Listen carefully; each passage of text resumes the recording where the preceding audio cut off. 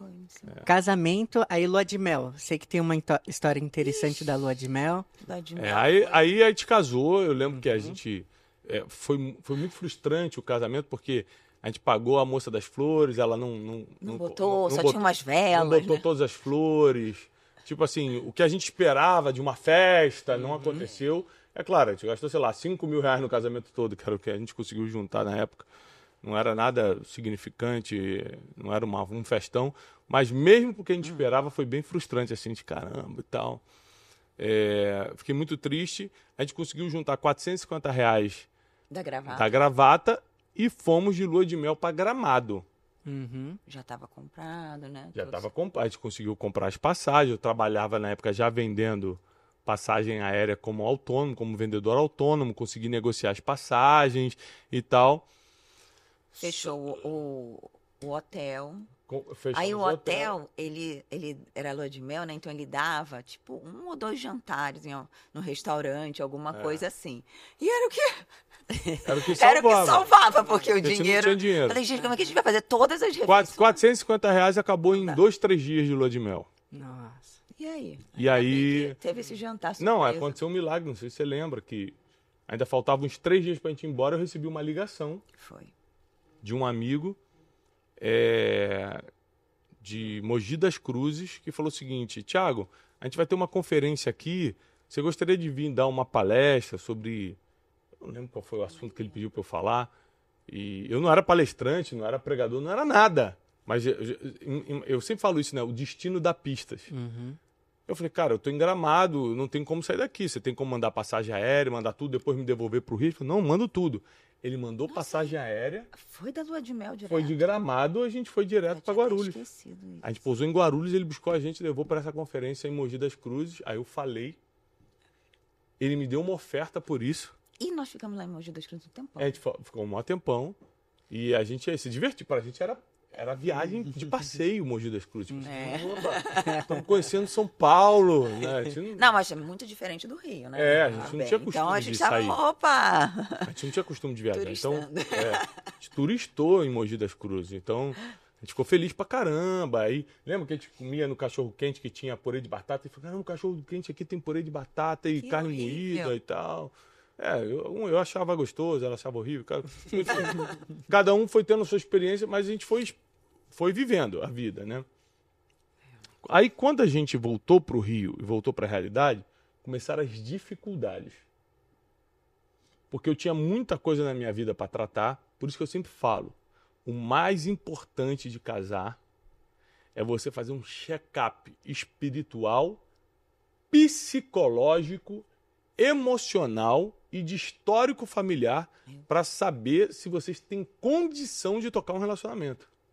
Mas tem que levar essa lista muito assim, porque senão Não, ninguém vai passar, né? senão ninguém 100% passa. em todas elas. Por exemplo, eu tinha muitas manias herdadas de histórico familiar ruins. Que eu não sabia. Eu tinha muitos distúrbios psicológicos ruins que ela não sabia. Eu acho que esse é um problema. É quando o outro não sabe a dificuldade que o outro tem. Então, assim, quando você casa sabendo, né? Então, é mais fácil. Agora, quando você vai descobrindo durante o casamento, não só estou falando da gente, né? Mas em geral, quando você vai descobrindo as coisas durante o casamento, é muito difícil. É muito difícil. E a gente demorou um tempo para se adaptar, então a gente teve os 10 primeiros anos assim, bem sofridos. Teve logo nos primeiros anos ela saiu de casa, falou, não estou aguentando isso, aí depois voltou. Aí, nos 10 anos depois, eu que vou sair de casa, quem não aguenta sou eu. Então a gente teve aí por 2 ou 3 vezes nesses 20 anos de casado, que a gente falou, vamos separar, não dá. Por dificuldades sérias que passamos, enfrentamos e resolvemos, graças a Deus. Então, uma palavra que eu quero dar para quem está assistindo a gente é que o que Deus uniu, o homem não vai separar, a não ser que você desista.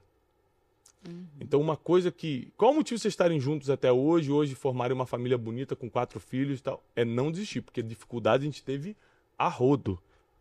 Foi muita pressão, foi muita dificuldade, foi muitos problemas, foram muitas quedas, levanta, cai, pra gente chegar e falar assim, peraí, o que a gente quer?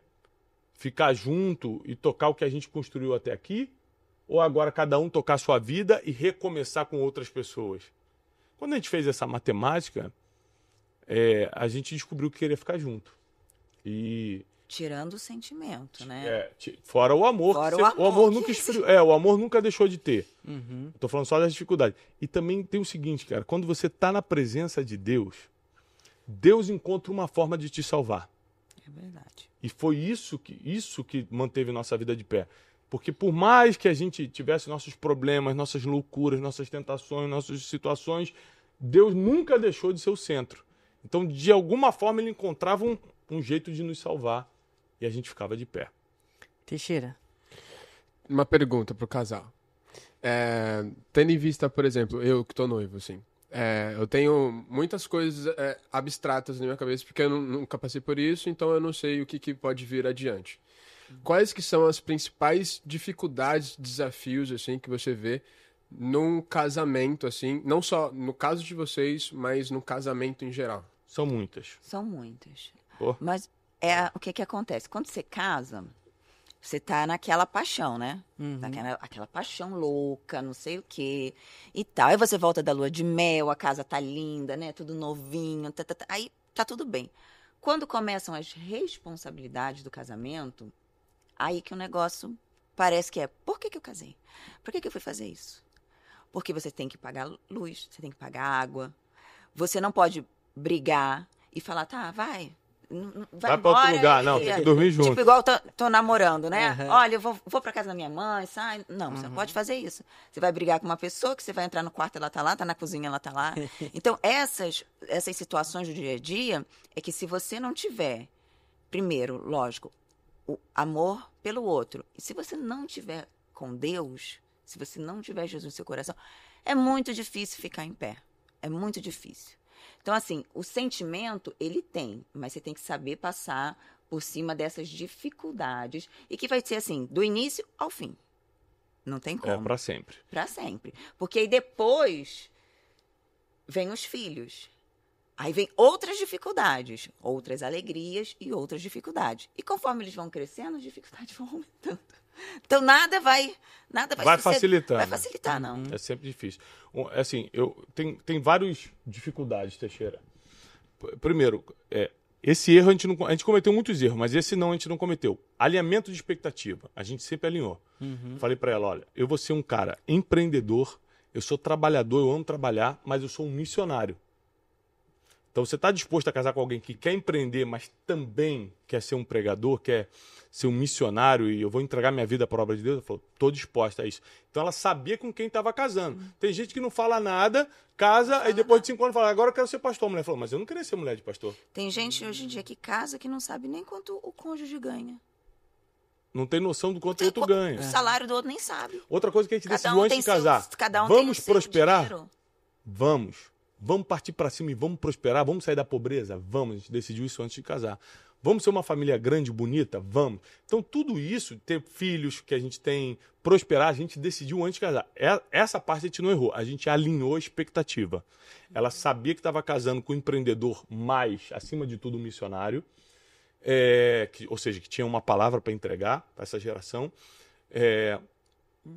Eu sabia que com quem estava casando também, nossas expectativas estavam alinhadas. Quais são os problemas que surgem? Número 1, problemas psicológicos que você só revela quando está casado. Então, egoísmo... forte. Egoísmo, egocentrismo, narcisismo... Ninguém fala isso, olha. Ninguém vai falar isso antes. Eu quero dizer que eu sou bipolar, tá? Bipolaridade e tal. Existem situações em que, agora que você está casado, você quer ser o dono da situação. Por isso que um tem que conhecer o outro, né? É por isso que namoro não é para ficar passando a mão no outro. Eu sei que ele é bipolar. Eu sei que ele tem esse problema. Namoro é para conhecer o outro. Eu vou estar com ele, eu vou ajudar e tal. Eu aceito essa condição. Nós tivemos muitos problemas financeiros. Então, eu chegava lá na minha casa, cortavam a luz. A gente passou muita humilhação. Muito assim. Só que como a gente tinha esse alinhamento, eu acho que a gente nunca brigou por causa de dinheiro, né? Dinheiro não. Tipo assim, não tem dinheiro para pagar a luz. Tem gente que sai de casa, casamento acaba, porque não... A gente A gente levava. A gente levava, a gente nunca brigou por causa de dinheiro. Então, assim... Porque eu só falei isso porque é um tema que hoje muita gente separa. Muita gente separa. Não aguenta mais a situação.